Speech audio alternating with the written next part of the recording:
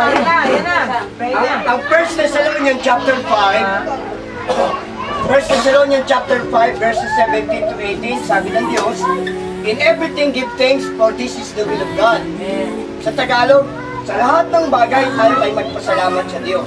Okay, nabanggit ni Ate Lisa, ang Diyos ay nagbibigay ng buhay. Dalangin natin ngayong gabi, as we pray in harmony, or as we pray in agreement, mag-unite tayo na magiging maganda ang kinabukasan ni Don, ni Sarah, ni Joshua, ni Linda, at saka ni Arlie. Sangayon kayo ron? Amen! Magtatagumpay sila sa buhay, kasama ng kanilang pamilyang inihahanda ng Panginoon. Okay? Just bow your head and let us pray. Panginoon, maraming salamat dahil merong Diyos na inaalala nila na sa kanilang kaarawan sa buwan ng Setyembre. Salamat sa buhay ni Arling, ni Don, ni Sarah, ni Joshua at ni Linda. Mga minahal, iningatan, niligtas, pinagpala, at sinamahan sa lahat ng mga bagay na pagkikibaka sa daigdig na ito. Nagkakaisa kami ng panalangin na lahat ng bagay na mabubuti galing sa langit sa Panginoon ay ibuhos mo sa iyong mga anak na ito.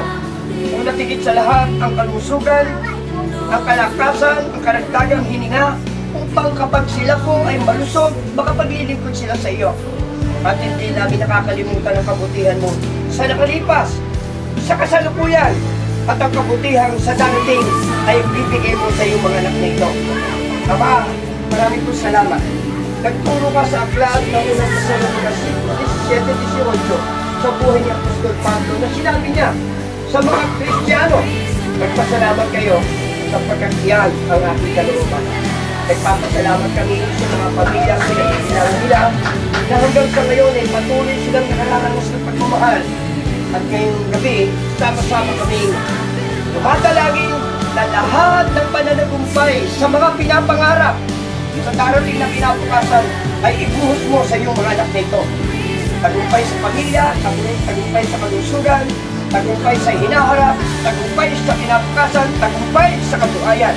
At sa lahat ng karunungan, Panginoong Diyos ay inaangkin namin, ibuhos mo sa kanilang mga buhay. Pagpalain mo po sila at basbasan sa araw nito sa pangalan ng Diyos Ama, Diyos Anak at Diyos Espiritu Santo, sa pangalan ng Jesus, ang lahat ay magsabi na Amen! Yes, God bless, God bless! Oh, happy birthday to me ulit! Happy birthday!